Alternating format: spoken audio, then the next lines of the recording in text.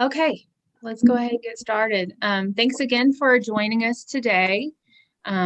We've got our school garden champions here, and we've got Chef Bill, who is going to do a cooking demo after our panel discussion. We've got Sherry Long. You guys probably know Sherry from the Department of Ag. She's the Farm to School Coordinator. Then we've got Lindsay Bales from Oktaha. She is the speech therapist there and the school garden coordinator. And Lori Bone, who is the child nutrition director at Maple Public Schools. So I'm going to turn it over to Sherry, and we're just going to, she's got some questions to ask them about their school gardens. They've kind of got two different kinds of setups there. And if you guys have any questions, if you can type it in the Q&A, then it won't get lost in the chat.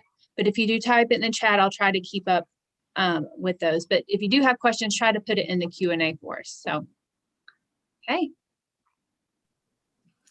Well, good afternoon, everybody. Looking over our questions, I may ask the first couple together just so we don't have any dead space. If you could tell us how long you've had a school garden, and then who your team members are and what their roles are. And I don't care who goes first. Okay. Last summer or last spring is when we actually first started talking about the garden at the school, but then with COVID hitting, it was about September before we put in the garden at the school. So we went ahead and put in a fall crop, and then we just got ready to put in our spring. And team members, I handle most everything that is from teacher staff wise, but then our students are the ones who help with the watering and the weighing and things like that on a daily basis. Okay, Lori? How we got started was when Chef Bill came out to help us. We got a couple of the little hydroponic gardens, and that piqued my interest. And my superintendent found a grant for tower gardens, and he knew someone that sold the tower gardens. So we were able to get five tower gardens, and that's where we started ours from. I'm pretty much the only one that messes with them. Everybody says they're my baby. So we haven't done anything with them this year because of COVID. For one, we weren't here a good portion of the time for me to keep up with them.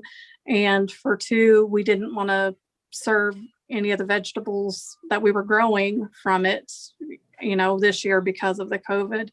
We were serving it on our salad bars, and the kids were enjoying it because they were getting to watch it grow, and then actually getting to taste it. And they were really surprised at some of the things they did like. Awesome. So Lori, did you start the gardens back in 2019 before COVID hit? Yes. It's been, trying to think, 4 years ago that Chef Bill was with us. Awesome. And that's when we got the hydroponic gardens. It was that next school year, well, the end of the next school year. So we've had the tower gardens 2 years now. Awesome. We did the tower gardens for 1 full year. And then, like I said, we haven't done it this year because of the COVID. Right. Awesome. Okay. So tell us what well, you haven't really talked about any team members per se. So if you do have team members, whether it's students or teachers, tell us how you were able to get those people together, and what your purpose was and why. What was your big why? Why did you start your gardens? I can just go first. I originally started exploring the idea of an outdoor classroom probably a year prior, probably back in fall of 2019. Just wanting an outdoor space for our kids, and then we were just leaning towards wanting them to be able to get outside and garden, and then to also we looked at doing greenhouses or koi ponds, things like that, where they were just having to manage some things outside of the classrooms like that, hands-on. So that's kind of when we first got started. And then the team members, as far as having team members, there's a couple other ladies that is in our school library that they've been a big help to me. I personally, we've had home gardens, but I wouldn't say that I necessarily know a ton about gardening, but they've been very helpful just as a resource to me to help me to know when things are ready and what to do. And then like I said, our students are the ones, the way we kind of all came together is at the end, when we first got started back in September, October, we started using our students of the month, and they would come out and they would get to be the ones who got to water that week, or they would help me with the cutting and things like that. So that I was actually just talking to our principal this week about how next year we really need to maybe have just how they have like a line leader and a door holder. We maybe need a garden helper, or just make a garden club where there's a certain group of kids that are helping. Sorry, my dog started going crazy. Okay, so you would say, Lindsay, your big why was because you wanted to get the kids outside, learning outside, working in the garden. Yes, and I think even with a positive of, if there's a positive for COVID, that I feel like as a school that shifted too. Like we had some teachers and their spouse, they built us benches out there, so you'll find a lot of kids are out there sitting reading, like for the reading time and things like that. And so I feel like even maybe there's even more support for taking the kids outside of the classroom this year, because everyone was kind of looking for a way to get out there and do some things. So they've really enjoyed that. And yeah, I would say that's the why. Very good. Awesome. Being outside is good for them. All right, Lori. Well, we don't have ours outside. Ours are inside. Right. We had one of our Terra Gardens at our front office.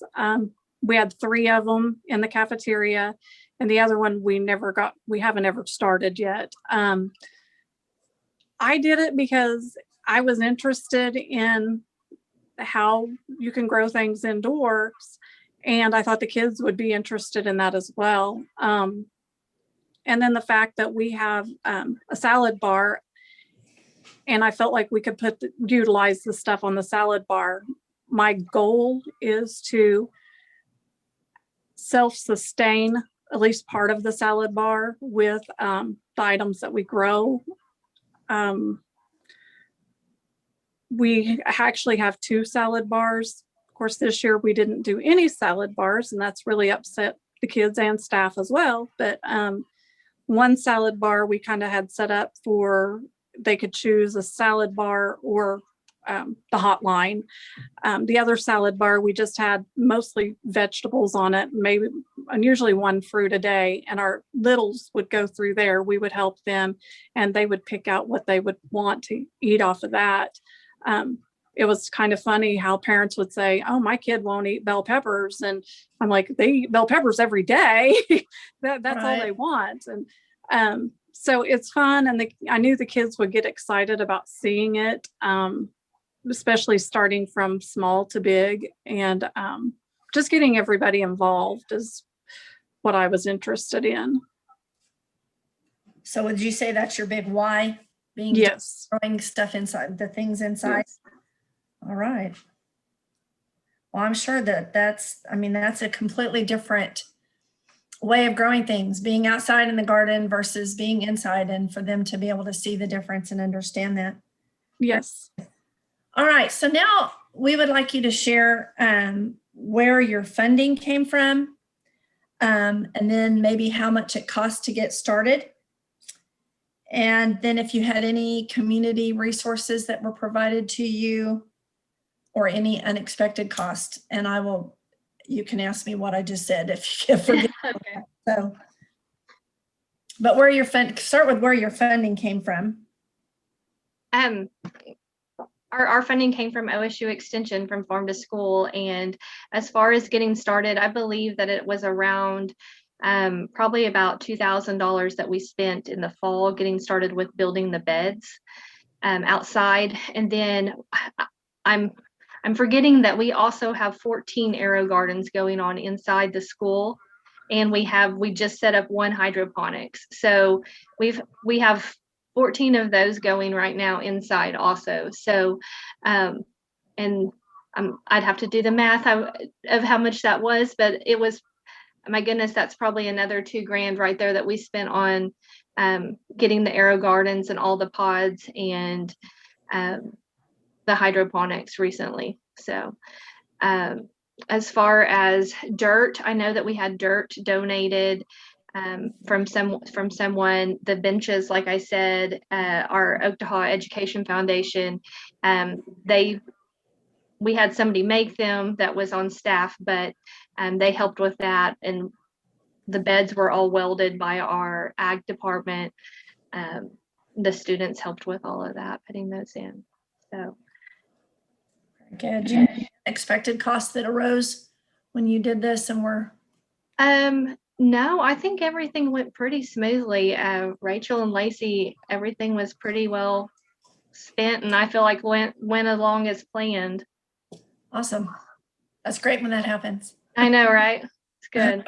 Okay, how about you, Lori? For us, my superintendent found a grant with Lowe's, and we received a $5,000 grant from them. That's what we were able to purchase our tower gardens with. We were able to purchase 5 tower gardens. We have one cage. One of them has a cage. Actually 2 of them have a cage. The other 3 do not. But other than that, it came with all the minerals, all the pH balancer, the testing kits, the water reservoirs, the little trolleys that they set on, the pods, the seeds. It came with everything. We actually still have enough to start. Hopefully we'll be able to start them again next August, but we do have enough to start that. So we haven't had any actual out-of-pocket costs so far. I've actually, since we've gotten involved in all this, I have been in contact with and collaborated with the person we purchased them from. And I'm actually a distributor for them now. So I've helped El Reno schools get a bunch, and they got theirs. I think they've purchased all of theirs through grants as well. They had some community foundation grants and that type of thing. But I think they're up to like 8 or 10. I think they have 10 tower gardens now. In El Reno? Mm-hmm. Yeah. Awesome. Yep. Any unexpected costs for you? No, not yet. Okay. Thank goodness. Yeah. Okay. All right. Well, yes, that's always a blessing. All right. So if you guys can go through and kind of give us an idea of what you're growing, what the students are growing in your gardens or will grow. Okay. I guess I can go ahead and go. Outside, we have just planted sweet potatoes, and we have just planted some spinach, as well as some cucumbers and zucchini. And we also have some raspberries and blueberries going. We have our preschool and kindergarten have done starts for bell peppers and tomatoes. So those are kind of growing in the containers in the classrooms before they're transplanted, and they will probably take some of them home, and we'll put some of them in the garden. Awesome. Indoors right now, we have mixed greens, Swiss chard, and cherry tomatoes going. And I've found that the kids really like the ones that produce something, like when it produces the fruit of the tomato, or they like to see it do something, is what I've noticed, that they really are enjoying that. Awesome. So have you grown Swiss, this is just a curiosity question. Have you grown Swiss chard before? Do the kids eat it?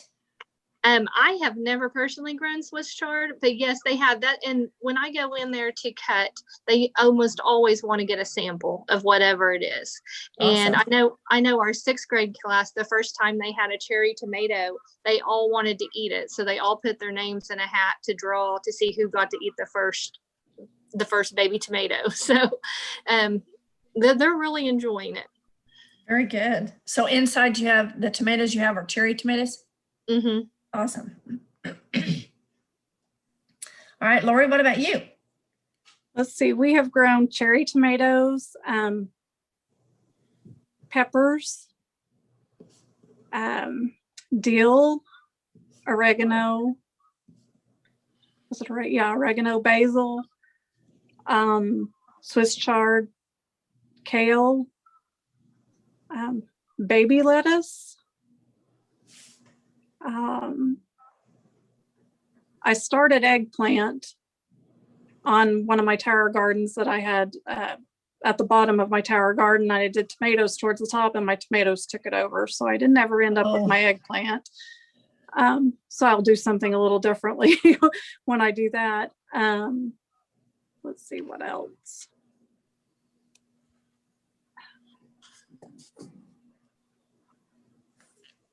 Arugula. I don't know if I said that. No, that's good. I know I'm missing something, but those are what I can think of right now off the top of my head. Well, just based on that list, I can see how your goal is to have a sustainable salad bar. That's awesome. Yeah. Very awesome.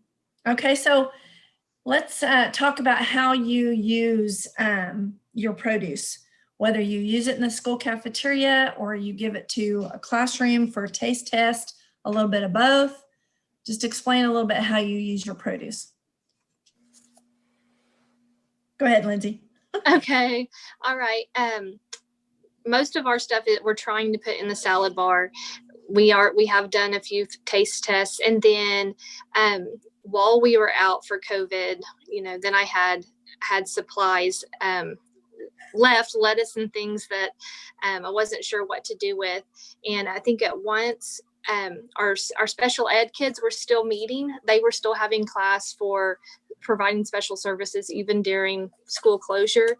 And a lot of times they will do life skills classes. And so one day they served all the teachers salads, and they used our lettuce from our garden, and then they did like chef salads for everyone. So that was good for them. Yes. Okay, Lori? We've used ours on our salad bar more so for taste testing than anything. There's been a few times that we have been able to use the lettuce solely for the salad bar. And I've also used some of the spices or the spices.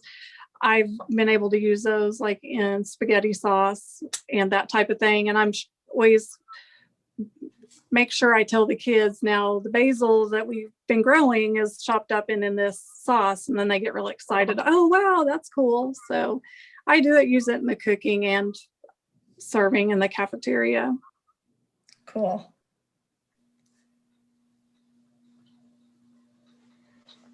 Okay.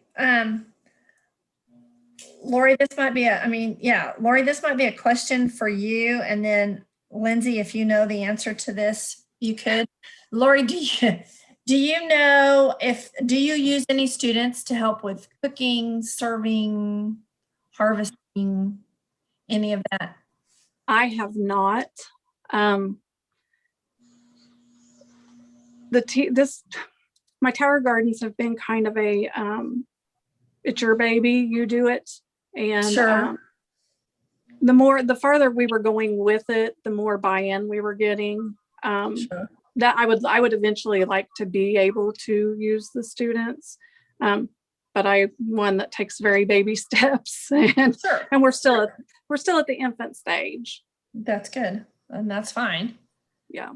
Lindsay, how about you? Do you know if the cafeteria uses any students, or do you have the students harvest for you? As far as I know, the cafeteria does not use any students, but I am having, it's actually a group of kids who are either in the after school program or teachers' kids who are after schools, because that tends to be at the end of my day is when I'm going around to the Aero Gardens to try to get things. I mean, they can keep up with the watering in the classroom, but it's easier for me because I'm also teaching to do it at the end of my day. But so they will help get the strainers and the scissors and things, and they'll go around and check the gardens with me. Just kind of whichever kids are still hanging around after school that can help me. It's no one's certain, but that is something I definitely want to hand over more next year. But I also, with just the stress of the school year in general, just being different, I didn't want to really give our teachers anything, you know what I mean? Anything. So. Well, and this is going to be an add-on question. Castle, shoot me later, but this is going to be a kind of an add-on question with that. Do your teachers utilize the gardens at all? Yeah, I think so. Like I said, 14 out of our probably 17 or 18 rooms all have a garden in them, including our special education room. Everyone's really excited about it, actually. And then our principal sends out like weekly memos, and it's usually always on the memo to remember to take your class out to the garden and check their bed, because each grade level has a bed that they have. So Awesome. I feel like they may not be physically doing as much, as much as I would like for them to be out there and being involved. Mainly, and that's also probably on me that I haven't just established a good system for that yet. But I feel like they do go out there, and like I said, there's where ours is. It's in the center. It used to be a playground area, but it's in a center square where all the buildings have been kind of built around it. So their back doors open up into, there's probably 5 or 6 classrooms whose door opens up into the area. Awesome. So when they want to take a break, or if you have finished your work and you want to go outside and read, there's, like I said, there's a ton of benches out there. And so they'll go out there and sit and use. I feel like the space is getting used. It can get used more probably, but and right now we're raising caterpillars, about to do a butterfly release, and my hopes is the kids are planting flowers and things right now too in pots to put out there, in hopes that we can release some of them out there and to be in a space where they just can see them. Right. Pollinator gardens. Yes. How about you, Lori? I know you said you were like, it's your baby, you do it. So. Well, what we actually decided is the one tower garden that we weren't utilizing. We have put it in our science classroom. They haven't planted anything as of yet, but the plan is for them to plant something in there. I'm not sure what they're going to do, probably something along the lines of flowers or something like that. But there is going to be one in there for the science students to maintain. Awesome. All right. So this one is the last question that I have. I'm going to double check and make sure. This is the last question that I have for you. And I guess we're going to open this up, right, Cass, for other questions, maybe? Okay. So what are your recommendations for a school starting a school garden? Lindsay? Okay. I just think having a good space that is kind of fun for the kids to be in. Really like the raised beds. I think I've really been that with the bigger kids, and then down to my little preschoolers. Those seem to work really well, that style of bed for the school. Like I said, ours is really in a great spot. It's very centrally located in the middle, kind of in the back middle of our school. And I feel like location is kind of important as well. And then we've just kind of done a few extra things as far as kind of making it colorful back there and painting the benches. And our art department is painting butterflies and sunflowers all on the brick back there. And so I think it's a cool space that the kids want to be in. So maybe just making it inviting and then making it just in an accessible spot, and like the raised beds, I feel like really work well. Awesome. Okay, Lori? For me, it was the buy-in. I worked on getting administrative buy-in, then finding funding, and then the location. I really kind of wish I had a little better location than my cafeteria, because we've kind of had to buy a little baby fence to put around them so the kids will leave them alone as they're walking by. Sure. But I mean, we have other ideas, because we do have a big assembly area that is attached to our cafeteria area that we may end up expanding them over into that instead of having directly in the cafeteria. So it's not as accessible unless we are ready for it to be accessible. Sure. All right. Well, that's some great information, ladies. I was writing 90-0 over here. So that's pretty awesome. I'm going to turn it back over to Cass, because I think we'll have it at some point, have a discussion, an open discussion, and people will ask questions. Thank you guys so much. There was a lot of really good information. Before we move on to Chef Bill, does anybody have any questions that they want to ask Lindsay or Lori? And I don't think I mentioned this, but either tomorrow or Monday, I'll send an email out with all the recipes that Bill's gonna demo, but also I thought we would put in a couple of pictures of their school gardens just so you can see an idea of kind of what they've been talking about. So I'll get that sent out in the next couple of days. Let's see, let me look through here. How many questions? I think so. Did any teachers help with the gardens as a source of stress relief? I think you guys kind of touch base on teacher involvement.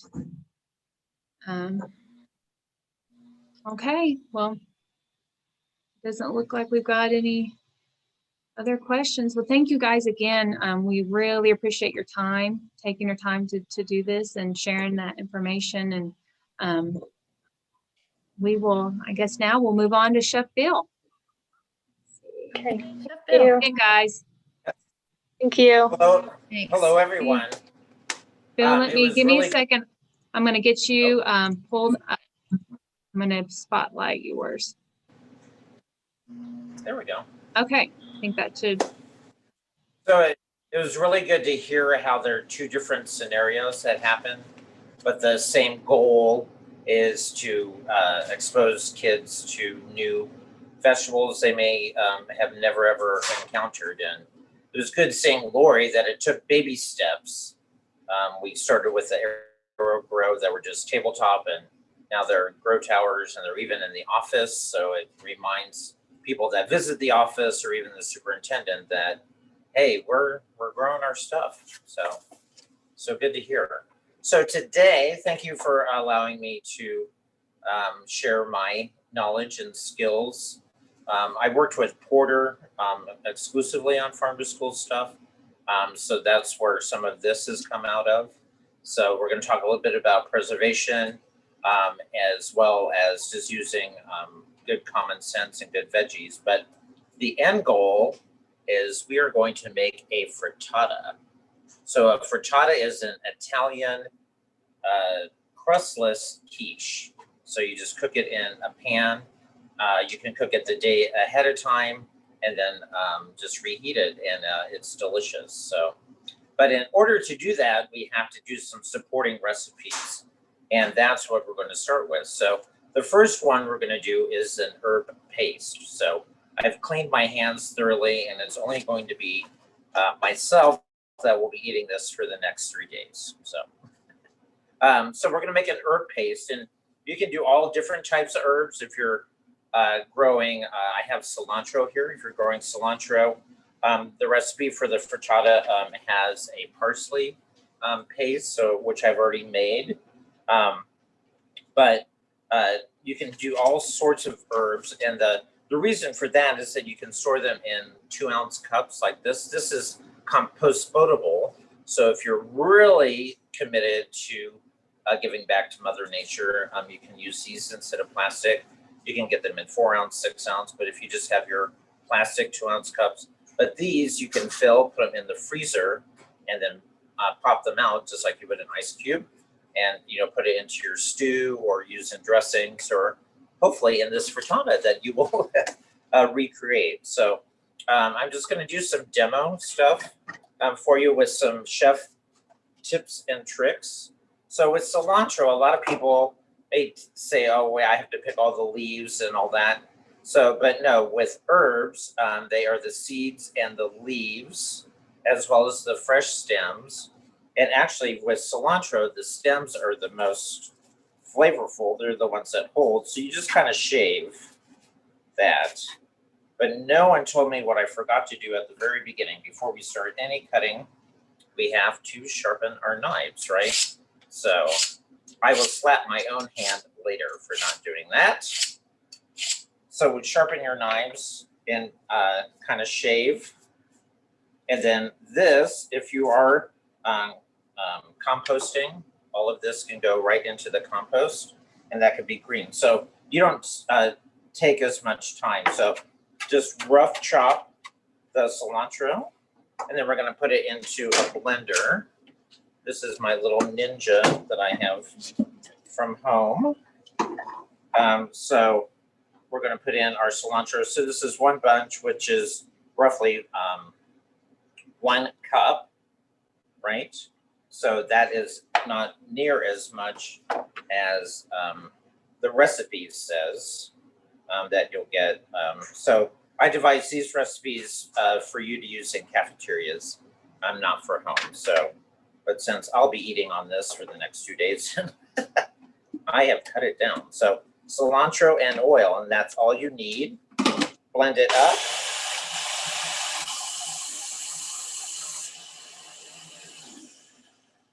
Just like that. Of course, just like anything else, you have to have it go down, and then voila, and then you just portion it up into your cup. So it needs to go a bit longer, but I didn't want to have the noise happening there. So we are going to just portion that into our cups, and then we're going to save this later because we're going to make an herb vinaigrette. So that herb paste, this parsley, we're going to put into our frittata. So stay tuned. You're going to see that again. So the next thing that we're going to make is mushroom dust.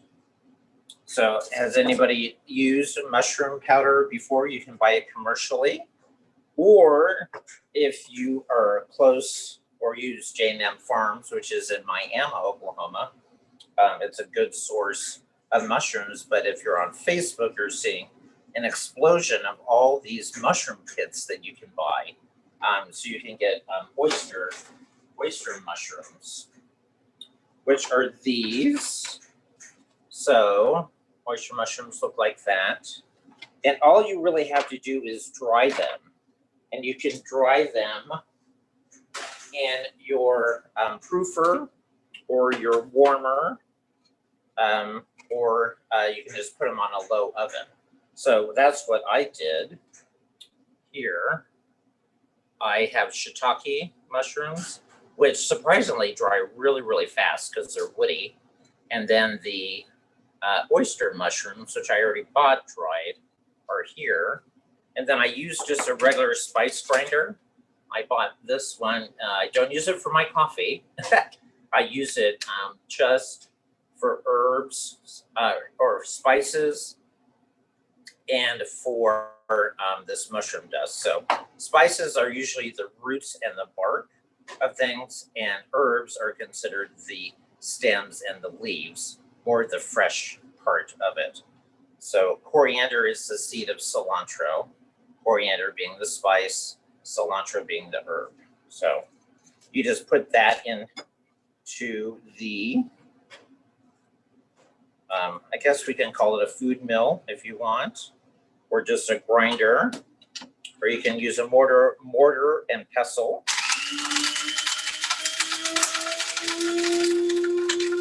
The blades are super, super, super sharp, and it just takes a little bit longer to do, but see how easy that was?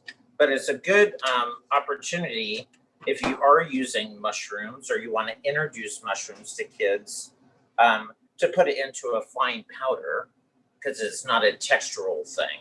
So we've heard of the fifth taste sense, umami.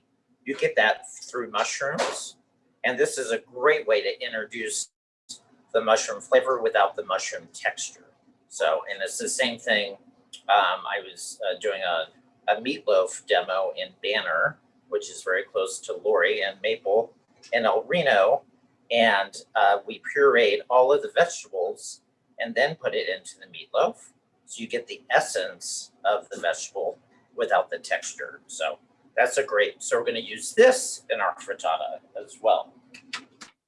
So you can also dry herbs.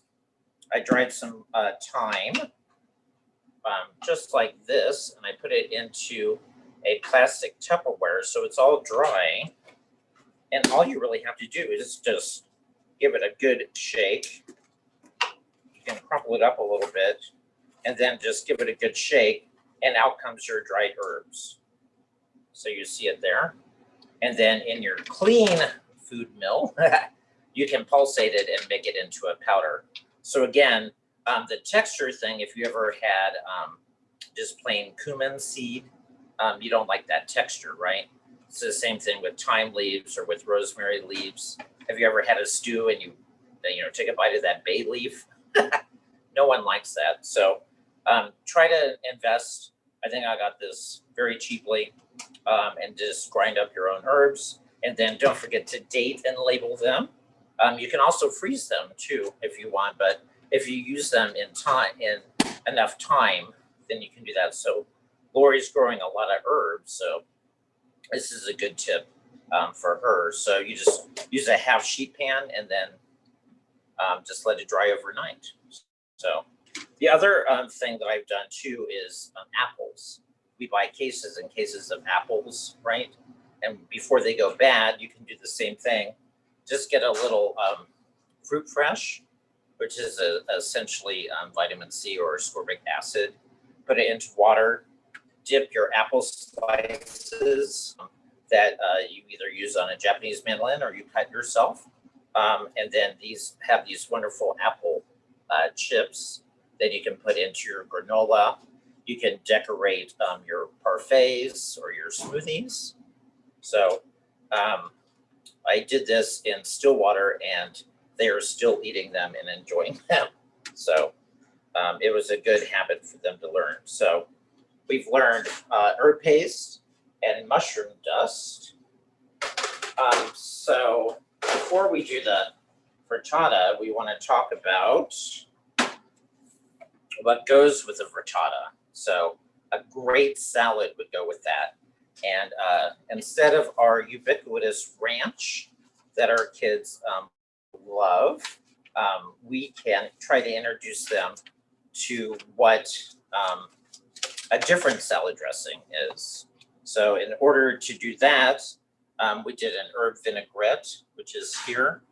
It's separated just a little, but since it has mustard powder in it, you just give it a good whisk or a good shake in the bottle and it comes all right back together. So today we're just going to do an herb dressing, and we'll just do it right in here. So this is a cup of oil, and we put in a half a cup of apple cider vinegar, salt and pepper. And then this is what emulsifies it, is this dry mustard powder. You can get that through any of your distributors. And that's what helps keep the oil and the vinegar together. So then you just take your dill and you can just put it right in there. And then I'm going to use an immersion blender. If you haven't got one of these, they are awesome. I've gotten several of my schools these just to make their life easier. And the great thing is that it pops out and you just run that through the dishwasher. Then you just give it a good whisk.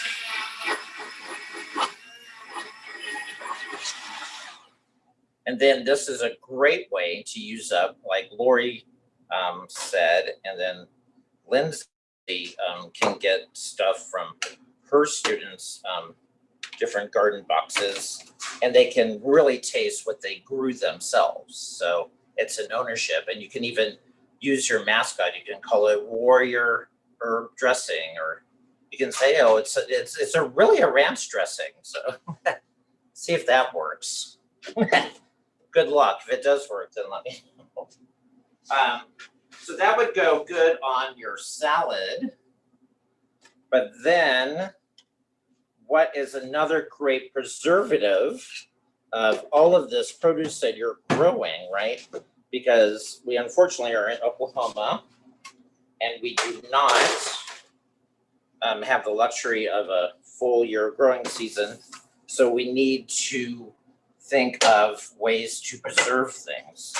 And the quickest way and the easiest way is pickles, right? So I'm going to show you how to pickle radishes and carrots, and then cucumbers are also always fun to do. So first you need pickling spices.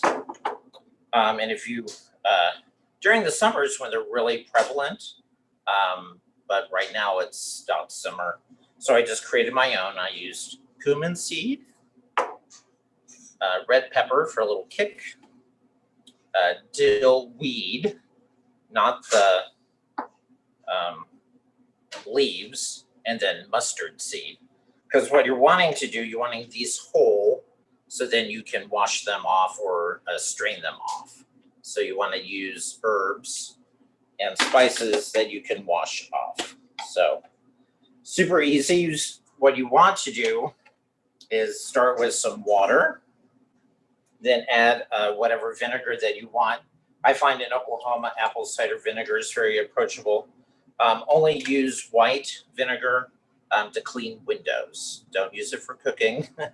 You can use rice wine vinegar, but try to experiment with more clear ones. The red vinegar and balsamic will kind of bleed into your vegetables, so you don't want that. So water, and I should move this over. Sorry, didn't want to make it a secret. So water and vinegar in here, sugar, and then our spices. And then we want to have that heat up while we cut our vegetables. And the reason that we're heating this up is so the sugar dissolves. So we want it to be a complete melted mixture. And then cool is the other big thing too, because if you don't, well, I'll take that back. You can pour the hot stuff over stuff that won't bleed, but I found that radishes, like this radish here, so I'm sharing my mistakes. This radish kind of bled because I poured the warm solution on it. So, but if you want to have them cook a little bit, you can pour the hot stuff over that. But I wanted to show you a Japanese mandolin. This is very handy. I'm going to show you how to julienne, which we learn in our skill development. Carrots. So this is another good trick. Is this wonderful peeler, because you can go back and forth very quickly with it.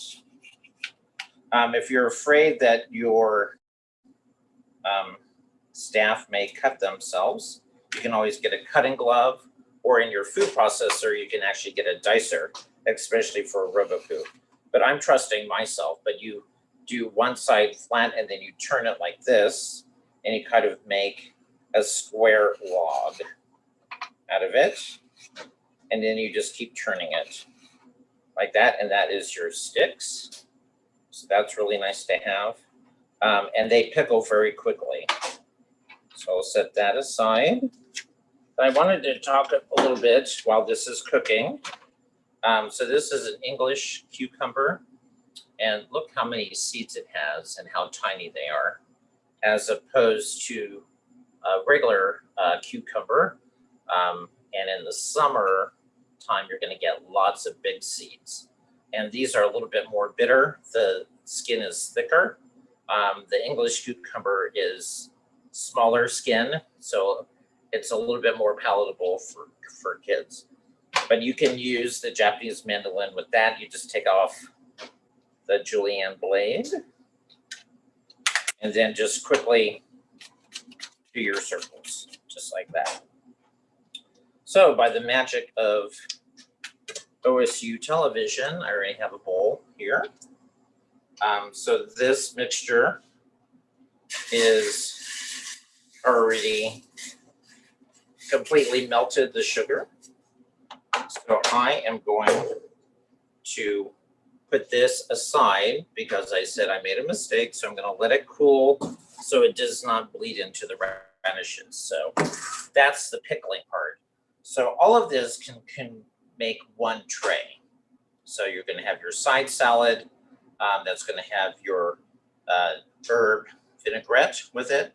Then you're going to have these pickles that are on the side. It's celebrating the bounty, the harvest of your school garden.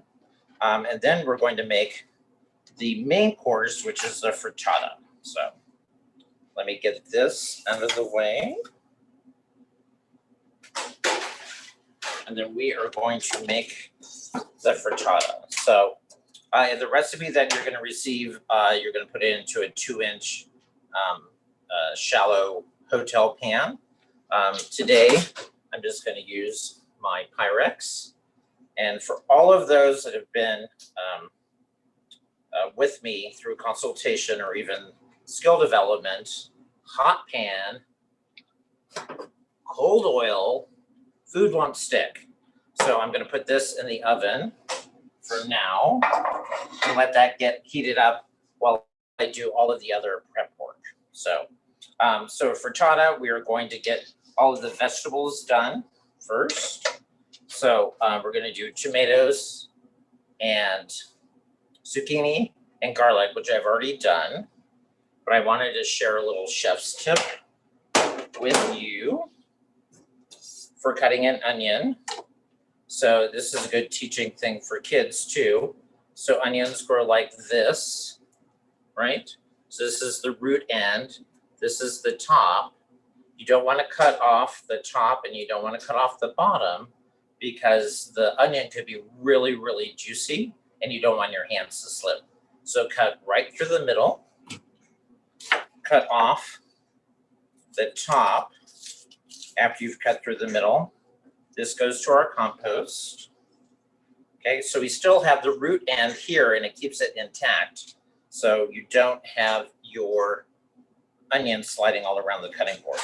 So again, say remember this time, sharp knife, right? And then happy cat, mean cat. Happy cat, mean cat. So you want a happy cat, hold it. So we're gonna dice this there, and then toe, heel, and that's a perfect small dice. Again, if you're working with small kids and they don't want to see their vegetables, then by all means, puree them up. Use your small blender. For zucchini and yellow squash, cut off both ends. And you want a flat surface. So you cut there. Cut this into 3s. Then toe, heel, like that. I think everyone can see this pretty well. It's a very nice facility that we have here at OSU. Your tax dollars are working extremely well. So then we're gonna cook these so then they can cool. So we're going to heat up our pan. Remember, hot pan, cold oil. Food won't stick. All together now. Then we're going to take our bench knife, dough divider, pastry knife. Use that, 1 full scoop. Put that in there. And we put in our garlic. I'm gonna let that become translucent for a little bit. Okay. And then our garlic.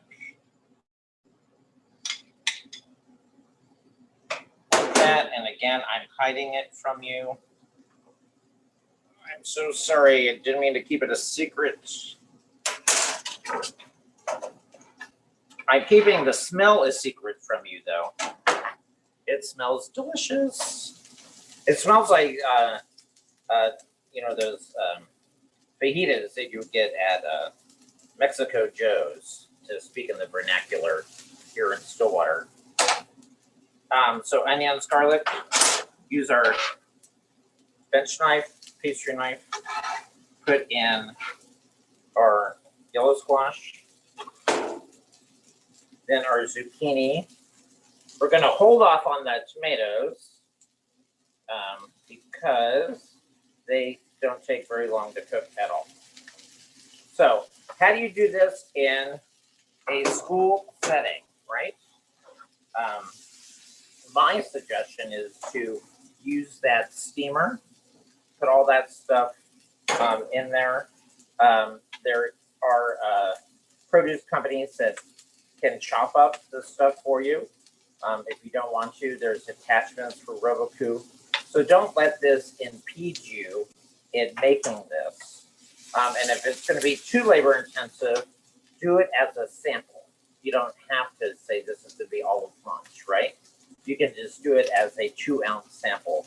So don't let any of this good work that you've done just become a compost thing. Really see it as an example. So this is smelling really good. We're going to pretend that it's cooking for quite a while, and then we're going to cool it, okay? So our pan is heating. Vegetables are almost finished cooking. I want to talk to you about the other ingredients, which are shredded potatoes. And everyone is familiar with commodity chicken, commodity diced chicken, all of that completely tasteless, right? So do a dry marinade on these potatoes, just like you would diced chicken. So we have our mushroom powder, salt, and some oregano. Oregano is an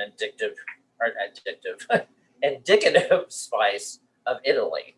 But I'm sure there's somebody that's addicted to oregano out there somewhere. So we have mushroom powder, salt, and oregano. So the reason that we're using the mushroom dust or the mushroom powder again is to give it that umami flavor. You're giving it that extra something where they don't even know where their taste buds are going. And you're not going to tell them unless if you want to. So you can keep it a secret, just like I did the roasted vegetables for you. Then we're going to do spinach that has been steamed and squeezed and chopped. And we're going to put in our parsley paste that we've maybe had in the freezer. And we're going to add that to it. So we're going to do green on green, right? And then we're going to mix that. So look at that. It smells really good too, and it's going to be this vibrant green. So we're going to come back to the vegetables here. Oh. I just got a whiff of what the time is. So I'm going to be really quick about the assembly. So you want to demo this in your kids, you can do a quick saute and make everything jump. So then we're going to have our hot pan here, our cold oil,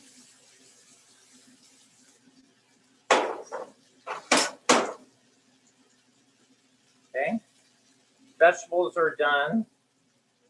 The paste is done. The potatoes are marinating. So we have 8 eggs, whatever the recipe calls for more than that.